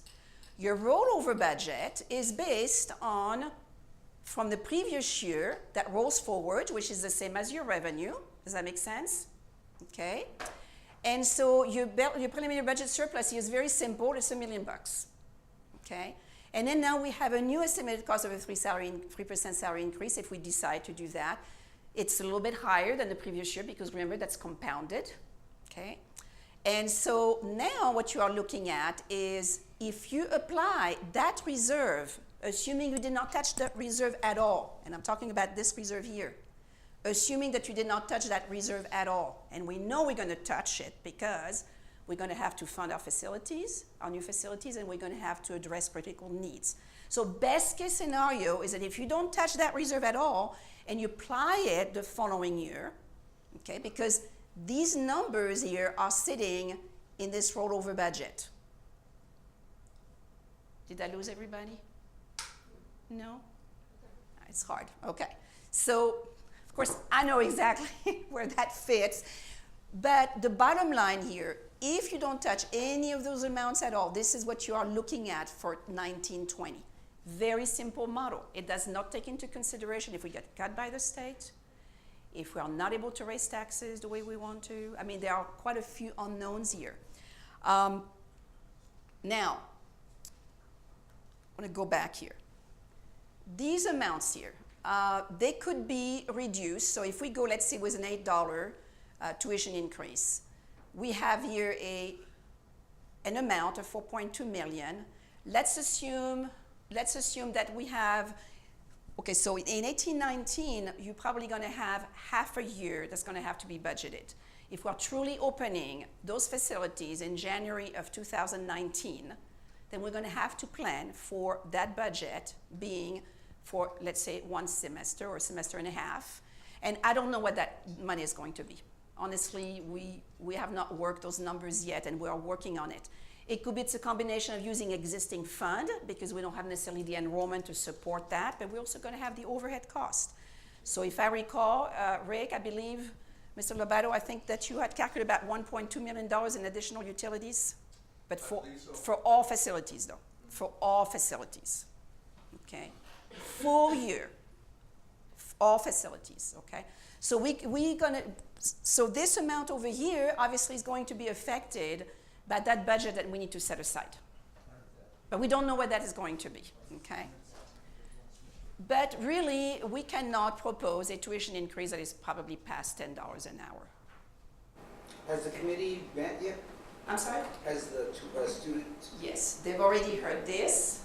They have not seen this. They have seen this. I'm not going over the budget strategies with them. Right, but did they give you a feel of, or did they pass on it? Not really. They listen. We're reconvening again next Monday because I did mention to them that I was going to have a budget workshop with the board and going over the budget strategies, and the final recommendation would come to them on Monday. Now, if you feel like we need more time to study this, then I would have to come back to this board in March at the latest for the board to approve a tuition increase because we open registration on April the 2nd. So if we need more time to assess, but bottom line here, I don't think that we feel comfortable going past $10. Now, the caveat for the 2-year cycle, don't forget, the caveat is that there is no reduction in state funding. So nothing really precludes us from going back to the student, which we don't want to do, of course, but nothing precludes us.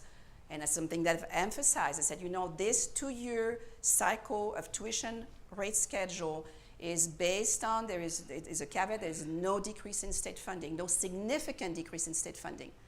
And we did tell them that last year we were decreasing state funding, $600,000, but we felt like it was not really significant enough to approach them for a tuition increase.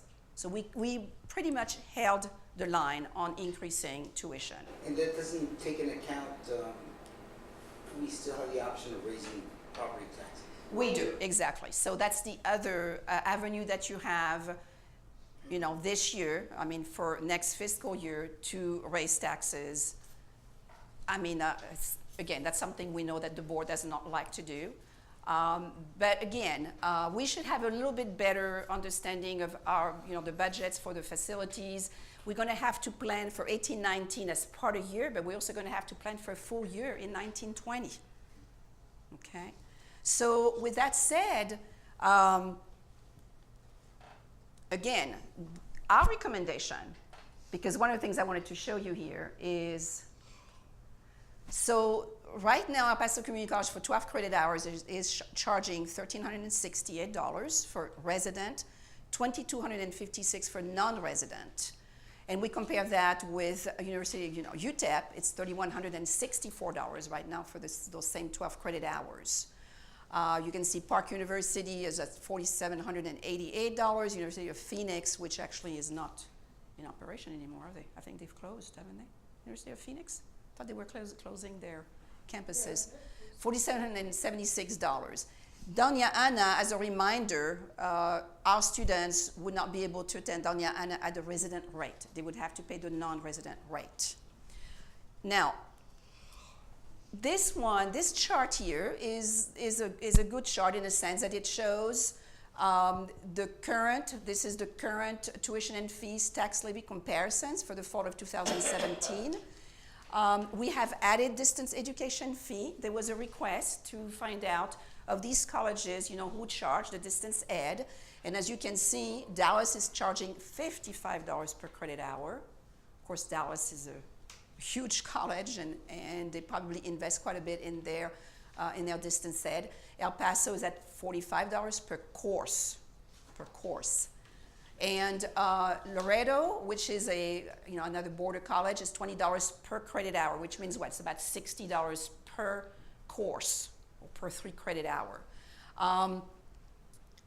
The Lone Star is at $15 per credit hour, which means about the same as what we charge.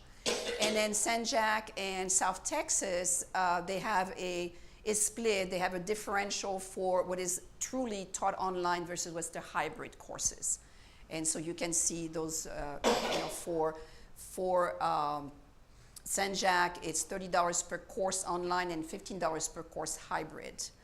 And then for South Texas, it's $15 per credit hour online and $10 per credit hour hybrid. Now, we did a little bit more research on the tuition and fees. Because here what you see is basically your basic charge for tuition and fees. So usually it's going to be your actual tuition and some additional fees that the college charges, mandatory regardless. And then additional research has revealed that, for example, for Lone Star, and I think I've got my cheat sheet here, Lone Star charges an additional $2 up to $18 per hour by program. So they have an additional course fee on top of that tuition. We don't have that. What you see here for El Paso Community College is what you get, pretty much, okay? South Texas is, they have a program fee, $10, anywhere from $10 to $50 per hour by program. Yes, sir? Does that mean by program, mean somebody majors in biology is $2 and Yes, they sir. major in nursing, that's $55? Yes, sir, Okay. something like that. Differential tuition. It's differential tuition. And in the past, we had looked at differential tuition for a high-cost program. And we decided, they were paying enough as it was, so we were not going to pass it on to the student. But we started looking at their fee schedule for each one of the programs, and every program with these colleges are charged something except maybe for the English or the psychology disciplines. So they have different course fee for different program. So you can imagine how much that might cost for someone attending, trying to get a program of study under their belt. So again, this is kind of misleading because you see, when you look at El Paso right now, it's $114. And then the highest is Laredo at $138 for resident, and then South Texas at $122.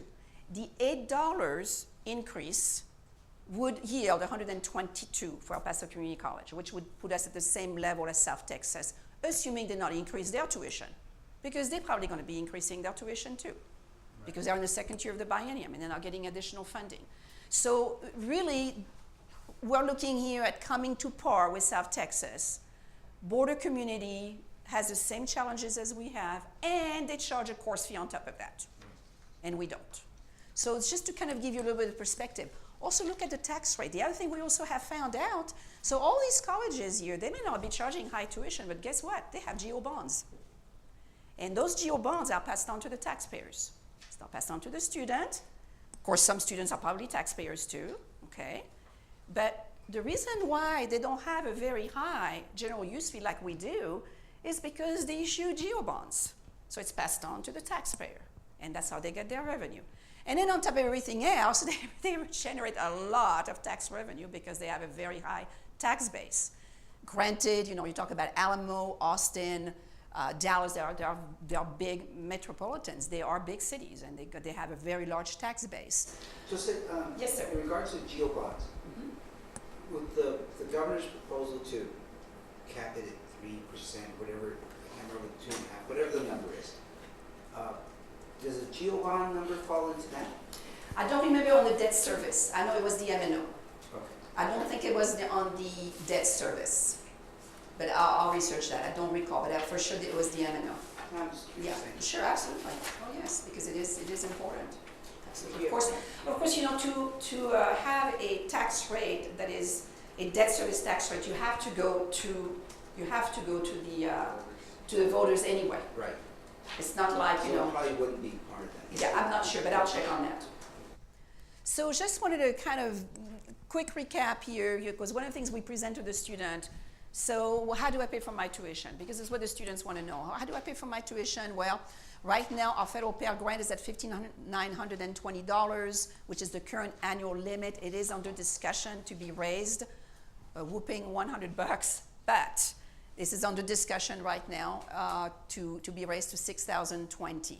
Now, what is really a bonus for us is the fact that we're going to have a Pell Award for the summer.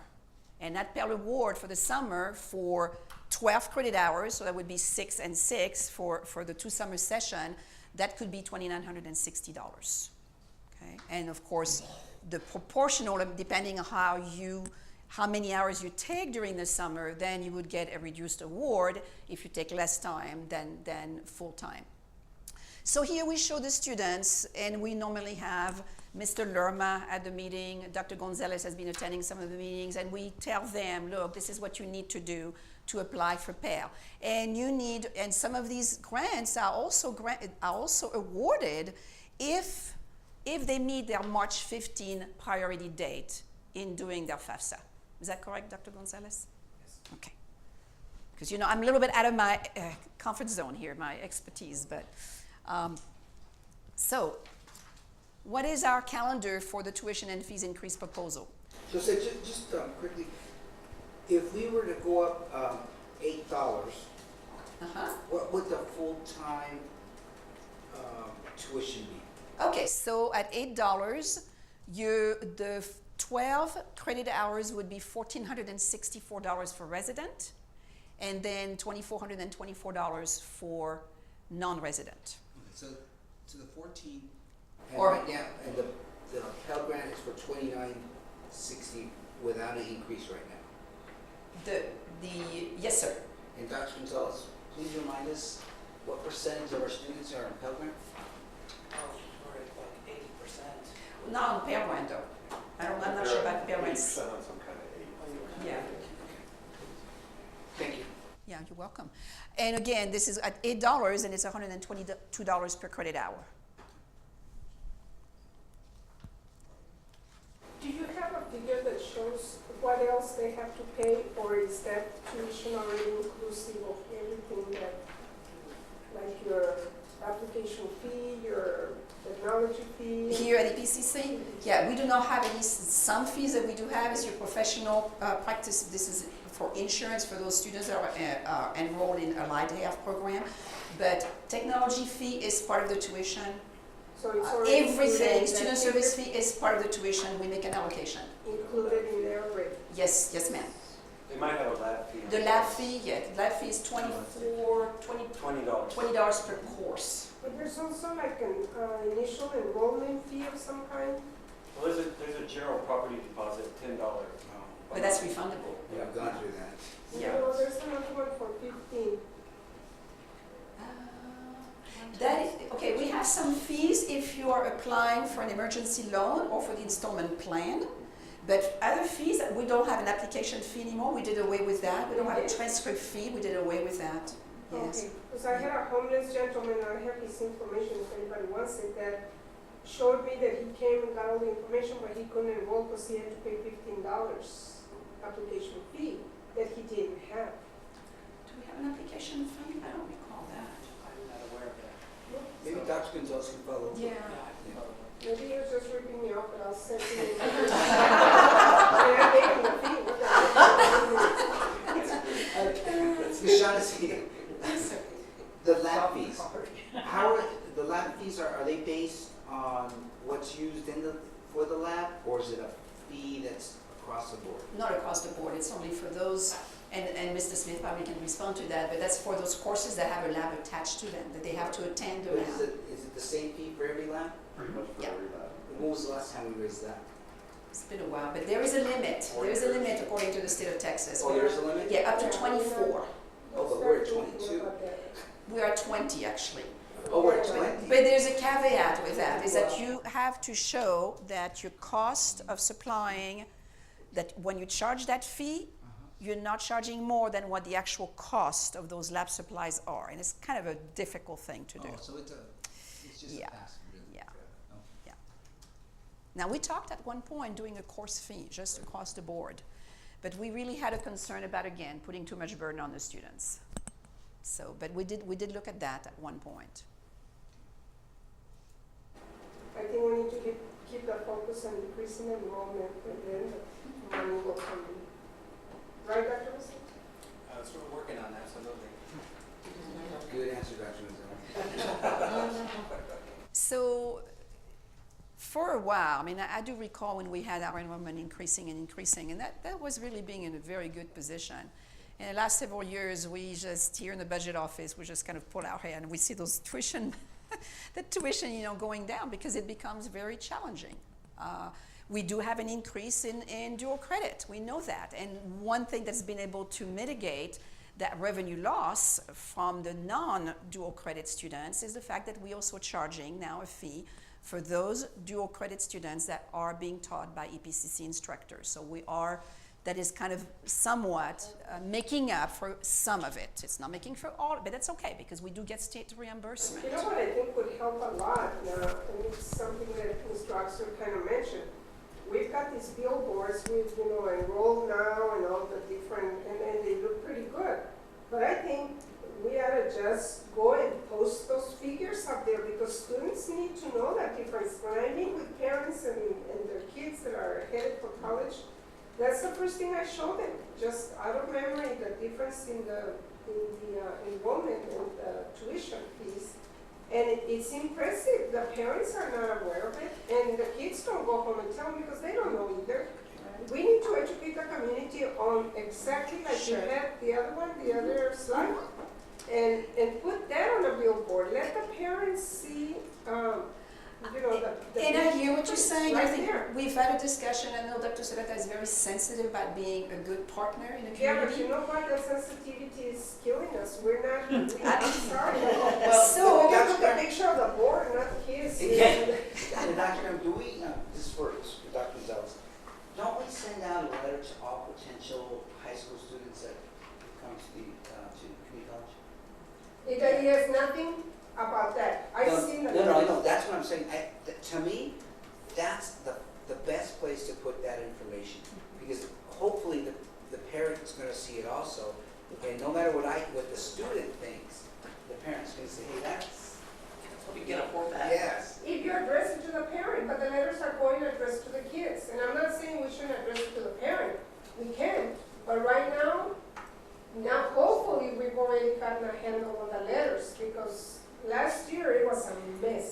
The letters were dated 2009, and they had errors all over. I brought Dr. Serrata copies of what the kids were getting. It was an embarrassment. But hopefully that's been cleaned up, because he was aware of it. But I agree with Art that that figure should be plastered on the letter. And you know, maybe this is for the conversation for maybe at our retreat or when we're gonna be in April, but maybe we talk about a letter to the parent and a letter to the student. But include those figures in both of them so that they're able to see them. I bet you almost not even the counselors probably know the truth about the figures. And they're advising the kids. I just think we need to be more aggressive with that, and to post those posters in the high schools or. I think it's a really good point. I think, I'm not exactly sure the place to have that subsequent discussion in cabinet perhaps, which we'll probably talk about in cabinet tomorrow, and then we'll go from there. And So I I think it's a understand good Dr. Serrata's point of view. He doesn't want to upset the people that he's having breakfast with and meetings and, because they're working collaboratively nicely. But I think There may all be a fair way- in love and war and recruitment of students. There may be a way of showing the cost of what our program is without necessarily highlighting everybody else, because people then are going to say, well, if I know what the cost of the program is, I can compare with everybody else. Maybe that's how we accomplish that. I mean, I don't know. That's something that we've been talking over and over, how to do it the best way and still being a good community partner, especially, with UTEP. You know what else could happen? We could get the student association to be the ones that carry that banner. And maybe this will be. And then it's off of his shoulder and off of ours, because it's the students that are showcasing the fees the amount that they're paying here at EPCC versus other institutions. I think it's a good question to ask right now, since we're experimenting with the Socorro Independent School District Operation College Bound. So we're going to be in a gym with seniors for 4 hours, all the seniors for all the high schools, and it's going to be us and UTEP. So how do we message what we have to offer versus UTEP, and what UTEP has to offer versus us? I mean, that's kind of, the students are going to see, 2 colleges in the same gym. Yes, but keep in mind what is attracting the kids. Or UTEP's got a football team, or UTEP has dormitories, I can move away from my mother. There's things that UTEP is attractive to them that have nothing to do with the tuition fees and academics. They don't understand that the hours that they take here transfer there. That point has to be made very clear to them, because a bunch of kiddos don't understand that. So we happened to visit UTEP on a project that Dr. Are you afraid to hurt UTEP's feelings? Yes. Is that what we're doing? I'm sorry? I mean, the facts are the facts. $1,300 here is $2,600 at UTEP. Do the math. Duh. Now, why are we so, UTEP understands that, why are we so afraid to hurt their feelings? Are they paying for the conference that we're having with? No. No. So what difference does it make? Just put the facts out there and let them make the decision. I don't see where we have to backpedal to UTEP. They can lower their tuition rate to ours if they want to. Ms. Shaughnessy, you were saying? That Mr. Flores and I, along with Carlos Amaya, visited UTEP this past Tuesday morning. We were actually looking at their Fab Lab as an idea for us to do the same thing at El Paso Community College. And absolutely amazing what those digital printers can do. But they were telling us how they are actually reaching out to the elementary schools and getting the kids to actually submit their little project to the lab, and they see the results of what they do, and how you encourage them to get into those kind of disciplines, and those are future students of UTEP. So it was kind of interesting, that kind of approach that they have. So anyway, and Mr. Flores did allude something that we do provide students to them, and the gentleman there kind of took a little bit of exception by saying, we are a partnership, and so we could tell that we had to be very careful how we kind of had a discussion with them that we are partners. We're not in competition with each other, and bottom line, that the students that we are providing is because we're a partnership, not because they're getting students from us. So we were very careful how we talk to them. We don't want to kind of ruffle their feathers, and so it was very interesting. Yeah, it was a very interesting conversation that we had. The way they look at. That goes back a few years ago when we did not have a partnership, and so it was very difficult for students that came to EPCC to transfer those courses. But the transferability now is legislated. We don't need to kiss their hand just because they won't take our transfer courses like we did years and years ago. I think you all remember when we had Dr. Mr. Smith, even in the teacher education program, our courses were not transferring over there. We fought battles with them to kind of get that to happen, but we're in a different era now. I agree with the judge, which I hardly ever agree with him, then we need to do the math. I think we should put one on you. A Pell Grant, and you come here, you get to keep more cash than you go to UK. And I certainly would encourage them to come to us first, and they can finish. Start at El Paso Community College at this cost, finish at UTEP at this cost. You could do that too. Yeah. Sure. Yeah.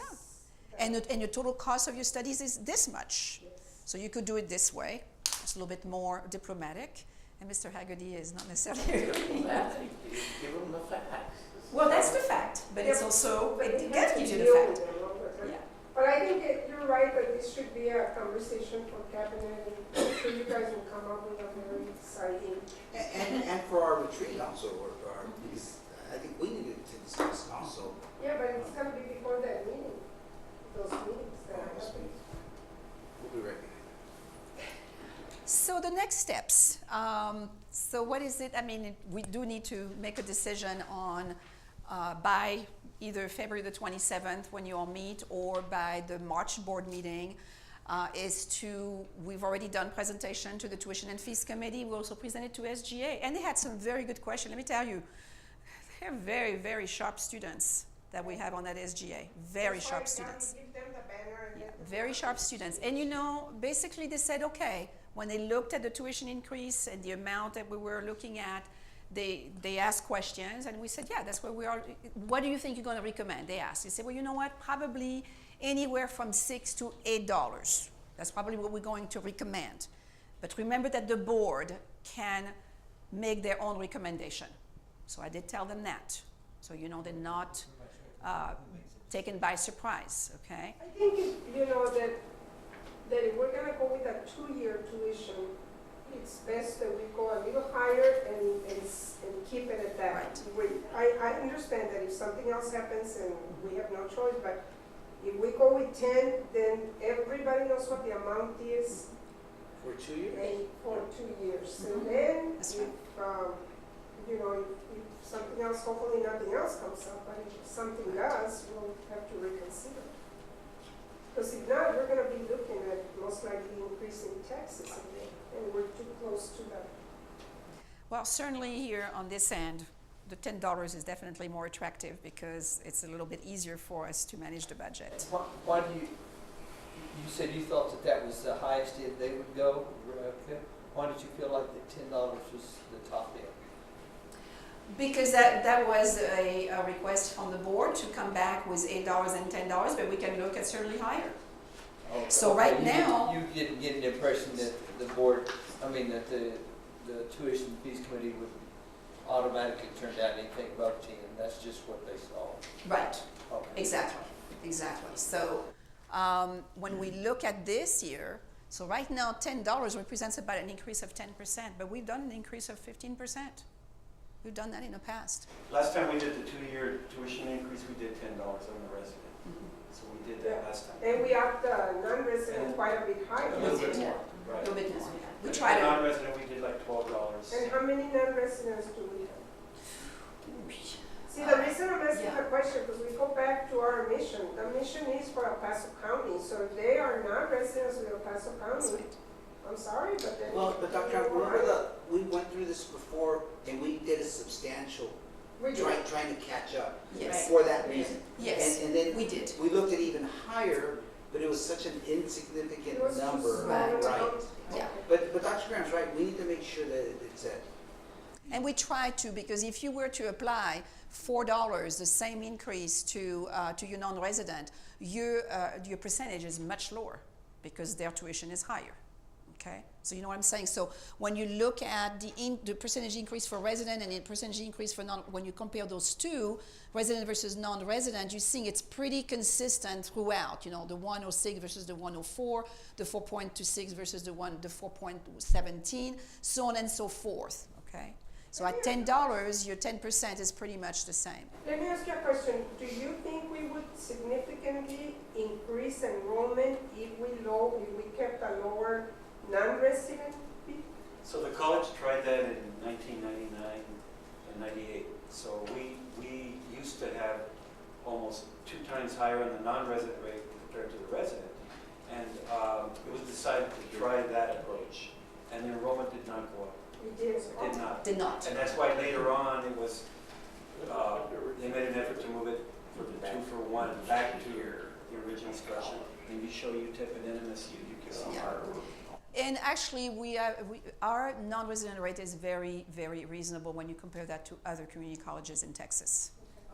And they also have out-of-district. Of course, you know, we don't have that. And that would probably impact here about 1,000 students for the out-of-district. So we choose not. Do we have a lot of the online? The online, actually, that population is really increasing. So I thought it was decreasing. No, it has been increasing. And so by the same token, we're asking for an increase in tuition rate. We also want to apply the same percentage increase to your distance education fee and the 3-peat fee. Now the 3-peat fee, the good news is that revenue has been going down because they don't want to pay. They make sure that they are going to not repeat it 3 times because it is significantly higher. And so there is a purpose there in really raising that fee as high as possible so that our students understand there's a big penalty here to pay. Have we done any studies, Mr. Smith still here, any studies as to the course offerings that they have in the other entities versus what we have? Because I requested a catalog, and thank you, Pam, she got it for me, to start going through it to see what it is that we're offering. And I wonder if we've done any comparability with what the parking, University Southwest and all the others are offering. Yeah, we look at their offerings all the time, actually, the new programs that they bring on, comparing with ours, the length of time. The proprietary schools typically don't include gen ed hours, where our AAS is required 15 gen ed hours. That's where we see the biggest difference. And because one of the things I was looking at, and maybe I'll just get together with you later and go over them, like for example in the English and the core curriculum, we've got a slew of requirements for just the English classes. And at the schools, the kids are more into technology, and we don't even have them on the core curriculum except for one, I think, that I saw. Yeah, there's 2 English courses in the core that are in different options, though, for different parts of the core. I thought I saw about 7. But I'll bring it and walk you through what I was looking at. Sure.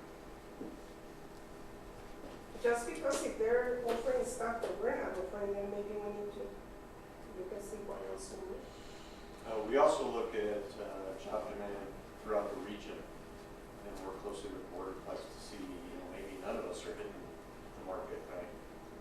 And that's why you see one of the new programs coming online at Rio Grande when we built that building. The electro something program, yeah. But like the ones that the kids are really excited about is cybersecurity, those courses, that's. Which we do, yeah. robotics, Robotics, cybersecurity, they're crazy over there. computer forensics. Okay, so today we have a budget update to the Board of Trustees. February the 19th, we are reconvening the Tuition and Fees Committee to vote on a proposal that we would have to recommend to them. So that means that between now and Monday, I need to meet with Dr. Serrata and agree on the proposal that we feel comfortable with. If we're not ready to do that, we certainly can wait, but again, it goes back takes us into March for the March board meeting and gives us very little time because I think the March board meeting is on the 29th. And that means, of course, I think we can be ready to implement those Right, I think increases. we should look and see right now what the sentiment is of the board. I'm comfortable with 10. I don't think we can poll, Dr. Graham, that we can poll, but I would be very, I think we really look at 10 as a number for us to look at. That would be my I'm not recommendation. gonna go 14 to cover his 1.5. I appreciate it. Yeah. No, and in regards to the calendar, I suggest that we try our best to stay on that. I would hate to delay you or move it to the March meeting and really slow things up. Well, I think it's because people in, obviously the staff in student services, they have, and we have to change also what the catalogs, the course schedule, and so there is quite a bit of work that has to happen behind the scenes, and we try to give ourselves a little bit of time between the approval and because then it also happens to be, guess what? It also happens to be the 29th, and then we have Good Friday.